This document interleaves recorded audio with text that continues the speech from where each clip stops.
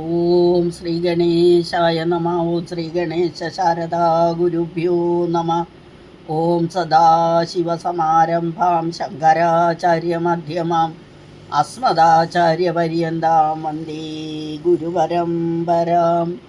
ഓം പീതാംബരം കരവിരാജിത ശംഖചക്രകൗമോദകീ സരസിജം കരുണാസമുദ്രം രാധാസഹായമതിസുന്ദരമന്ദഹാസം വാതാലയേശമനിശം ഹൃദി ഭാവയാമി.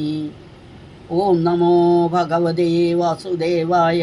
ഓം ശ്രീകൃഷ്ണായ പരബ്രഹ്മണേ നമഃ. ഓം സകല ഗുരുഭ്യോ നമഃ. ഹരി ഓം. ശ്രീമന്നാരായണീയം പഠന പരമ്പരയിലേക്ക് എല്ലാവർക്കും സുസ്വാഗതം, സുദിനം നേരുന്നു. കഴിഞ്ഞ ക്ലാസ്സിൽ 5-ാമത്തെ അധ്യായത്തിൽ 14 ലോകങ്ങൾ, അതായത് സൃഷ്ടി എങ്ങനെയാണ് നടന്നതെന്ന് കണ്ടു നമ്മളല്ലേ. ഒരു സ്വർണ്ണ അണ്ടം ഉണ്ടായിരുന്നു. അത് വർഷങ്ങളോളം, സഹസ്ര വർഷങ്ങൾ വെള്ളത്തിൽ, കാരണജലത്തിൽ കിടന്നു. അതിൽ നിന്ന് പൊട്ടിമുളച്ച് എന്താണ്,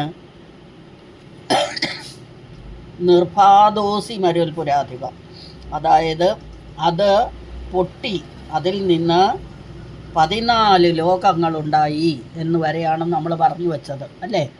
14 ലോകങ്ങളുണ്ടായി. ആ 14 ലോകവും വിരാട് പുരുഷൻ്റെ അവയവങ്ങളാണ്. അതാണ് ഇനി അടുത്ത അധ്യായത്തിൽ നമ്മൾ വർണ്ണിക്കാൻ പോണത്. അപ്പം ഇത് 6-ാം അധ്യായം നമ്മൾ തുടങ്ങുക. അഥ ശ്രീമന്നാരായണീയെ ദശകം 6 വിരാട് സ്വരൂപ വർണ്ണനം. ആദ്യം നമ്മൾക്കൊരു 3 ശ്ലോകങ്ങൾ വായിക്കാം. ആ 3 ശ്ലോകങ്ങൾ പഠിച്ചു കഴിഞ്ഞ് നേരം ഉണ്ടെങ്കിൽ അടുത്തതെടുക്കാം. ഈ അധ്യായത്തിൻ്റെ വൃത്തം എന്ന് പറയുന്നത് വസന്തതിലകം.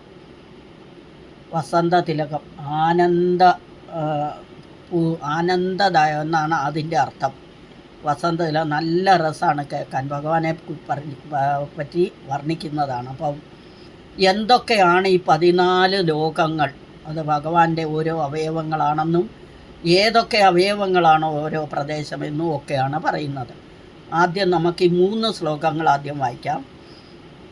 ഏവം ചതുർദശ ജഗന്മയതാം ഗതസ്യ പാതാളമീശ തവ പാദതലം വദന്തി പാദോർധ്വദേശമഭിദേവരസാതലം തേ ഗുൽഫദ്വയം ഖലു മഹാതലമത്ഭുതാത്മൻ ജംഘേ തലാതലമഥോ സുതലം ച ജാനൂ കിഞ്ചോരുഭാഗയുഗളം വിതലാതലേ ദ്വേ ക്ഷോണീതലം ജഘനമംബരമംഗനാഭിഃ വക്ഷശ്ച ശക്രനിലയസ്തവ ചക്രപാണേ ഗ്രീവാമഹസ്തവ മുഖം ച ജനസ്തവസ്തു ഫാലം ശിരസ്തവ സമസ്തമയസ്യ സത്യം ഏവം ജഗന്മയതനോ ജഗദാശ്രിതൈരപി അന്യേർനിബദ്ധവപുഷേ ഭഗവൻ നമസ്തേ. അന്യേർനിബദ്ധവപുഷേ ഭഗവൻ നമസ്തേ. ഇതാണ് 3 ശ്ലോകങ്ങൾ. ഇതിൽ ആദ്യത്തെ ശ്ലോകം ഏവം എന്ന് പറഞ്ഞാൽ ഇപ്രകാരം നമ്മൾ കഴിഞ്ഞ അധ്യായത്തിൽ പറഞ്ഞില്ലേ, ആ അണ്ടം പൊട്ടി അതിൽ നിന്ന് 14 ലോകങ്ങളുണ്ടായി, അങ്ങനെ സൃഷ്ടി നടന്നു എന്ന് പറഞ്ഞു. അതേപ്പറ്റി അതിനെയാണ് ഏവം എന്ന് പറഞ്ഞത്.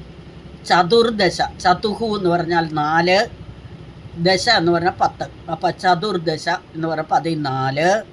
ജഗത് മയത, ജഗത്തിൻ്റെ രൂപമായി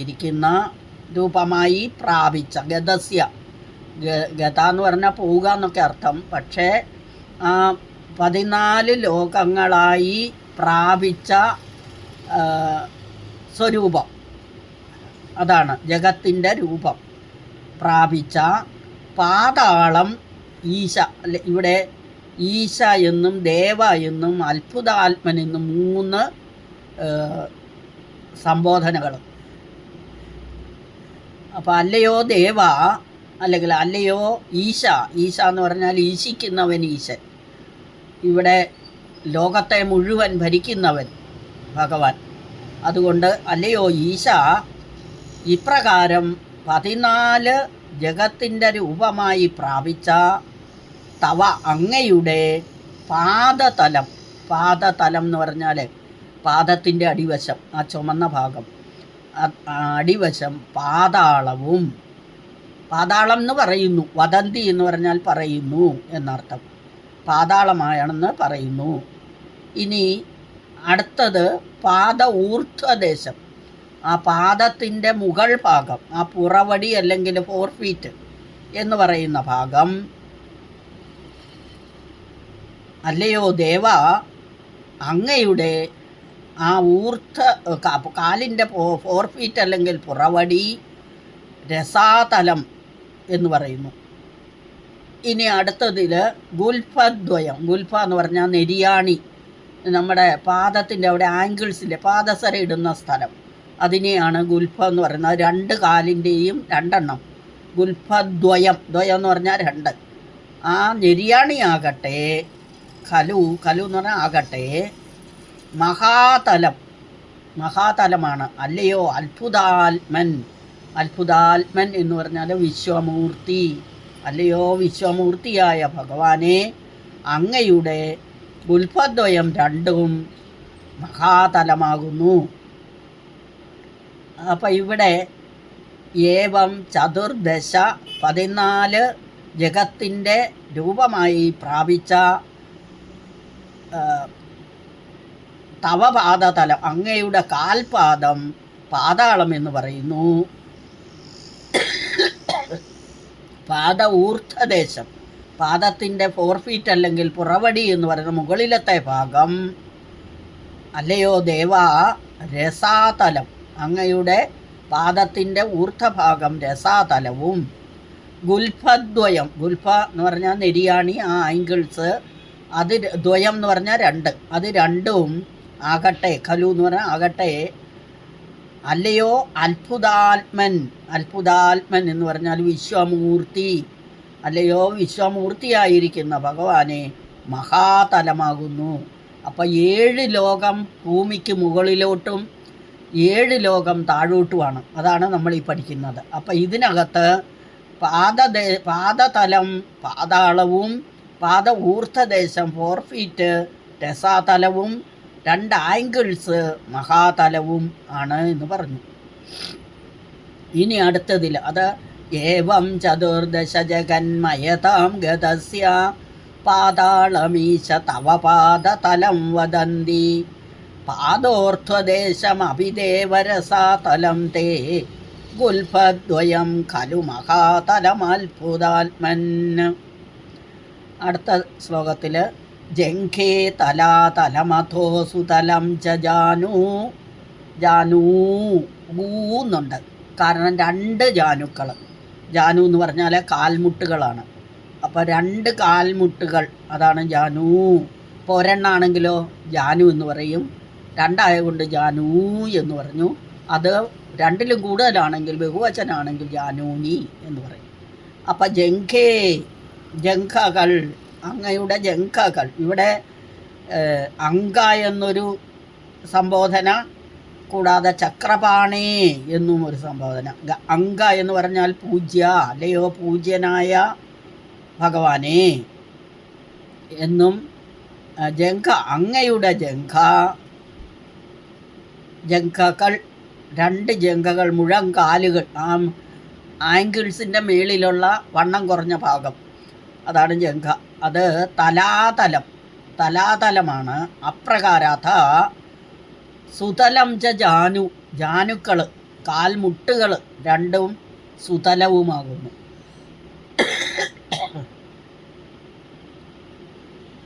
ജാനു ദ്വിവചനം. അപ്പോൾ കിഞ്ചഹ ഭൂരിഭാഗയുഗളം. കിഞ്ചഹ എന്ന് പറഞ്ഞാൽ മാത്രമായ, കിഞ്ചഹ കുറച്ച് മാത്രമായ ഊരുഭാഗയുഗളം, 2 ഭാഗങ്ങൾ. ഊരു എന്ന് പറഞ്ഞാൽ തുട തുടയുടെ 2 ഭാഗങ്ങൾ പറഞ്ഞാൽ തുടയുടെ താഴവശം വിതലവും മുകൾ വശം അതലവുമാകുന്നു. അപ്പോൾ അത് രണ്ടും കൂടി ഒന്നിച്ചാ തന്നിരിക്കുന്നത്. കിഞ്ചഹ ഊരുഭാഗയുഗളം, 2 ഊരുഭാഗങ്ങൾ വിതലവും അതലവും ആകുന്നു. അത് രണ്ടിനെയും കൂടെ കാണിക്കാനാണ് അതലവും വിതലവും എന്ന് കാണിക്കുക, രണ്ടും കൂടി കാണിക്കാനാണ് ദ്വേ 2 ദ്വിവചനം. അപ്പം അങ്ങയുടെ ഊരുഭാഗം മുകൾ വശം വിതലവും, താഴവശം വിതലവും മുകൾ വശം അതലവുമാകുന്നു. പിന്നെ ക്ഷോണീതലം, ക്ഷോണി എന്ന് പറഞ്ഞാൽ ഭൂമിയാണ്. ആ ഭൂമിയാകട്ടെ ജഘനം, ജഘനം എന്ന് പറഞ്ഞാൽ അരക്കെട്ട്, ഭഗവാന്റെ അരക്കെട്ട്, അതിലാണ് നമ്മളൊക്കെ ജീവിക്കുന്നത്. ഭൂമി ഭഗവാന്റെ അരക്കെട്ടാണ്. അപ്പോൾ അരക്കെട്ടിലാണ് നമ്മളൊക്കെ ജീവിക്കുന്നത്. അമ്പരം അങ്ക, അല്ലയോ അങ്ക, പൂജ്യനായ ഭഗവാനെ അങ്ങയുടെ നാഭിയാകട്ടെ, നാഭിയാകട്ടെ അമ്പരം, അമ്പരം എന്ന് പറഞ്ഞാൽ ആകാശം. ഭൂഹു ഭുവഹ സ്വഹ അല്ലേ, ഗായത്രി മന്ത്രത്തിലല്ലേ, ഭൂമി, ആകാശ, അന്തരീക്ഷം, സ്വർഗം, അത് തന്നെയാണ് ഇവിടെ. അപ്പം നാഭിയാകട്ടെ, അങ്ങയുടെ നാഭിയാകട്ടെ അമ്പരം, ആകാശമാണ്. ഇനി അടുത്ത ലൈനിൽ പറ, അല്ലയോ ചക്രപാണേ, ചക്രം പാണിയിൽ പിടിച്ചിരിക്കുന്നവൻ, കയ്യിൽ ചക്രം പിടിച്ചിരിക്കുന്നവനായ അല്ലയോ ഭഗവാനെ, അങ്ങയുടെ തവ വക്ഷശ്ച ചക്രനിലയക, വക്ഷസ് എന്ന് പറഞ്ഞാൽ മാറിടം, ഉരസ്ഥലം എന്നൊക്കെ പറയാം. മാറിടം, ചക്രനിലയം, ചക്രൻ എന്ന് പറഞ്ഞാൽ ഇന്ദ്രനാണ്, ഇന്ദ്രൻ്റെ ലോകം, അതാണ് സ്വർലോകം. അപ്പോൾ അങ്ങയുടെ മാറിടം എന്താണ്? സ്വർലോകമാണ്. ഈ ചക്രം കയ്യിൽ എന്തിനാ പിടിച്ചിരിക്കുന്ന ഭഗവാൻ? ലോകത്തെ രക്ഷിക്കാൻ വേണ്ടിയല്ലേ? ചക്രപാണേഹേ, ലോകത്തെ രക്ഷിക്കാനായി ചക്രം കയ്യിൽ പിടിച്ചവനെ എന്ന് സംബോധന. ജംഘേ തലമഥോ സുതലം ജാനു കിഞ്ചോരുഭാഗയുഗളം വിതലാതലേ ദ്വേ ക്ഷോണീതലം ജഘനമംബരമംഗനാഭിഃ വക്ഷശ്ച ചക്രനിലയസ്തവ ചക്രപാണി. അടുത്ത ശ്ലോകം. അപ്പം 10 എണ്ണമായി അല്ലേ? 10 ലോകമായി. ഇനി 4 എണ്ണം ബാക്കിയുണ്ട്. അതാണ് അടുത്തതിൽ. ഗ്രീവാമഹസ്തവമുഖം ച ജനസ്തപസ്തു. ഗ്രീവ എന്ന് പറഞ്ഞാൽ കഴുത്ത്, കഴുത്താകട്ടെ മഹർലോകം. തവ ഗ്രീവ, അല്ലയോ ഭഗവാനെ അങ്ങയുടെ, ഇവിടെയും ഭഗവൻ എന്നൊരു സംബോധനയുണ്ട്. അല്ലയോ ഭഗവൻ, അങ്ങയുടെ ഗ്രീവ കഴുത്താകട്ടെ മഹർലോകവും, മുഖം എന്ന് പറഞ്ഞാൽ വായയാകട്ടെ ജനലോകവും, ജനഹ തപഹ തു, ആ 3 കൂടെ ചേരുന്നതാണ് ജനസ്തപസ്തു എന്ന് വരുന്നത്. ജനഹ തപഹ തു, അത് നെറ്റി, ഭഗവാന്റെ നെറ്റിത്തടം തപോലോകവും. അപ്പം ഗ്രീവ കഴുത്ത് മഹർലോകവും, മുഖം ജനലോകവും, ഫാലം നെറ്റിത്തടം തപോലോകവും, ശിരസ്തവ അങ്ങയുടെ ശിരസ്സാകട്ടെ, ശിരഹ തവ ശിരസ്തവ, അങ്ങയുടെ ശിരസ്സാകട്ടെ സത്യലോകവുമാകുന്നു. സമസ്തമയസ്യ സത്യം, സമസ്തമയസ്യ എന്ന് പറഞ്ഞാൽ എല്ലാമായിരിക്കുന്ന അങ്ങയുടെ ശിരസ് എന്താണ്? സത്യലോകവുമാകുന്നു. ഏവം ഇപ്രകാരം ജഗന്മയ തനു, ജഗത്തായിരിക്കുന്ന തനു, തനു എന്ന് പറഞ്ഞ ശരീരം, അങ്ങയുടെ ശരീരം, അല്ലയോ ജഗത്തായിരിക്കുന്ന, അല്ലയോ ശരീരമേ, ജഗദാശ്രിതൈരവി, ജഗത്തിനെ ആശ്രയിച്ചിരിക്കുന്നു. അങ്ങയുടെ ശരീരം ജഗത്തിനെ ആശ്രയിച്ചിരിക്കുന്നു. അന്യൈർ നിബദ്ധ വപുഷേ ഭഗവൻ നമസ്തേ. ബാക്കിയൊക്കെ പറയാൻ വരുന്നത് കൊണ്ട് അങ്ങയെ, ബാക്കി ഇനി പറയാൻ കിടക്കുന്നല്ലേ ഉള്ളൂ. ഇപ്പോൾ 14 ലോകേ ആയുള്ളൂ. ആ 14 ലോകത്തെപ്പറ്റി പറഞ്ഞത് ഇനിയും പറയാനുള്ളത് കൊണ്ട് അങ്ങയെ ഞാൻ നമസ്കരിക്കുന്നു. അന്യൈർ നിബദ്ധ വപുഷേ എന്ന് പറഞ്ഞാൽ തുടർന്ന് പറയുവാൻ പോകുന്നവയാണ് ഇനിയുള്ളത്. അതുകൊണ്ട് അങ്ങയെ ഞാൻ നമസ്കരിക്കുന്നു എന്ന് ഈ ശ്ലോകം. ഗ്രീവാമഹസ്തവ മുഖം ച ജനസ്തവസ്തു ഫാലം ശിരസ്തവ സമസ്തമയസ്യ സത്യം ഏവം ജഗന്മയതനോ ജഗദാശ്രിതൈരപി അന്യൈർനിബദ്ധ വപുഷേ ഭഗവൻ നമസ്തേ. ഇനി അത് മുഴുവനും ഒന്ന് വായിച്ചിട്ട് ഒന്നും കൂടി അർത്ഥം പറയാം. ദശകം 6 വിരാട് സ്വരൂപ വർണ്ണനം. ഏവം ചതുർദശ ജഗന്മയതാം ഗതസ്യ പാതാളമീശ തവ പാദതലം വദന്തി പാദോർധ്വദേശമപി ദേവരസാതലം തേ ഗുൽഫദ്വയം ഖലു മഹാതലമത്ഭുതാത്മൻ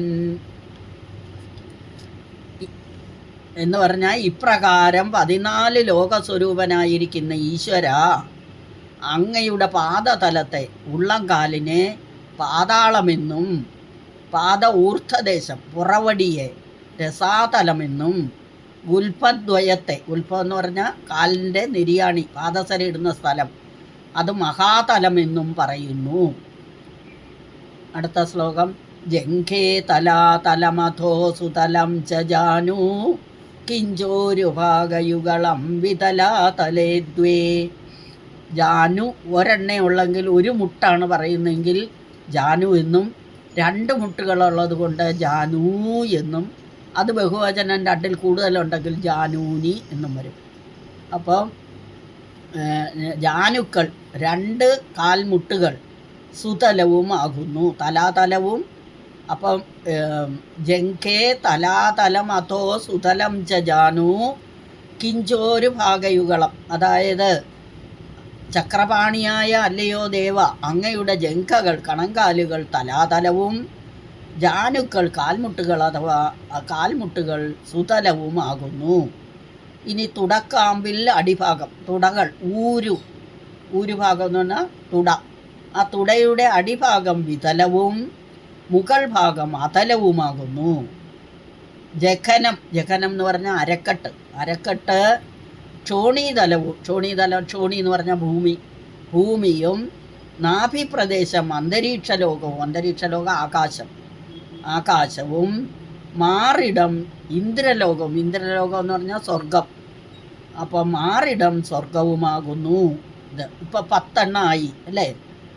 ജംഘേ തലാതലമഥോ സുതലം ച ജാനു കിഞ്ചോരുഭാഗയുഗളം വിതലാതലേ ദ്വേ ക്ഷോണീതലം ജഘനമംബരമംഗനാഭി. അല്ലയോ അങ്ക, അതൊരു സംബോധനയാണ്. വക്ഷശ്ച ചക്രനിലയസ്തവ ചക്രപാണി. അടുത്ത ശ്ലോകം. അടുത്ത 4 ഇപ്പോൾ 10 പറഞ്ഞു, ഇനി 4 4 വേറെ. ഗ്രീവാമഹസ്തവമുഖം ച ജനസ്തപസ്തു. ഗ്രീവാ മഹഹ തവ ഒന്നിച്ച് വരുമ്പോൾ മഹസ്തവ. മുഖം ച മുഖം ച ജനഹ, അങ്ങയുടെ കഴുത്താകട്ടെ മഹർലോകവും മുഖം അല്ലെങ്കിൽ വായ് ജനലോകവും. തപഹ തൂ തപലോകം, തൂ എന്ന് പറഞ്ഞാൽ തപലോകമാകട്ടെ. ഫാലം എന്ന് പറഞ്ഞാൽ നെറ്റി, അങ്ങയുടെ നെറ്റിത്തടം തപോലോകവും. ശിരഹ തവ, ശിര എന്ന് പറഞ്ഞാൽ ശിരസ്, അങ്ങയുടെ ശിരസ് സമസ്തമയസ്യ സത്യം, അതായത് സത്യലോകവുമാണ്. സമസ്തമയസ്യ എന്ന് പറഞ്ഞാൽ എല്ലാമായിരിക്കുന്ന സത്യലോകവുമാണ് എന്ന് പറഞ്ഞു. അടുത്തത് ഏവം ജഗന്മയതനോ ജഗദാശ്രിതൈരപി അന്യൈർ നിബദ്ധ വപുഷേ ഭഗവൻ നമസ്തേ. ഇനിയും ബാക്കിയുള്ളത് പറയാൻ കിടക്കുന്നേ ഉള്ളൂ, അതുകൊണ്ട് അങ്ങയ്ക്ക് നമസ്കാരം എന്ന്. സർവലോക രൂപിയായിരിക്കുന്ന അങ്ങയുടെ കഴുത്ത് മഹർലോകമാകുന്നു, മുഖമാകട്ടെ ജനലോകവും, അങ്ങയുടെ നെറ്റി തപോലോകവും ശിരസ് സത്യലോകവുമാകുന്നു. തുടർന്ന് പറയുവാൻ പോകുന്നവയാലും കൂടി രൂപമെടുത്ത തുടർന്ന് പറയുന്നതെല്ലാമായിട്ട് രൂപമെടുത്ത പ്രപഞ്ചസ്വരൂപിയായുള്ള അങ്ങയ്ക്ക് നമസ്കാരം എന്ന് 3 ശ്ലോകങ്ങൾ. 3 ശ്ലോകം ഒരു പ്രാവശ്യം കൂടി വായിച്ചു തരാം.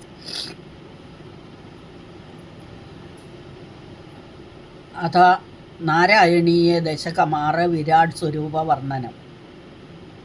ഏവം ചതുർദശ ജഗന്മയതാം ഗതസ്യ പാതാളമീശ തവ പാദതലം വദന്തി പാദോർധ്വദേശമഭിദേവരസാതലം തേ ഗുൽഫദ്വയം ഖലു മഹാതലമത്ഭുതാത്മൻ ജംഘേ തലാതലമഥോ സുതലം ച ജാനു കിഞ്ചോരുഭാഗയുഗളം വിതലാതലേ ദ്വേ ക്ഷോണീതലം ജഘനമംബരമംഗനാഭിः വക്ഷശ്ച ചക്രനിലയസ്തവ ചക്രപാണേ ഗ്രീവാമഹസ്തവ മുഖം ച ജനസ്തവസ്തു ഫാലം ശിരസ്തവ സമസ്തമയസ്യ സത്യം ഏവം ജഗന്മയതനോ ജഗദാശ്രിതൈരപി അന്യേർനിബദ്ധവപുഷേ ഭഗവൻ നമസ്തേ. ഹരി ഓം നാരായണ.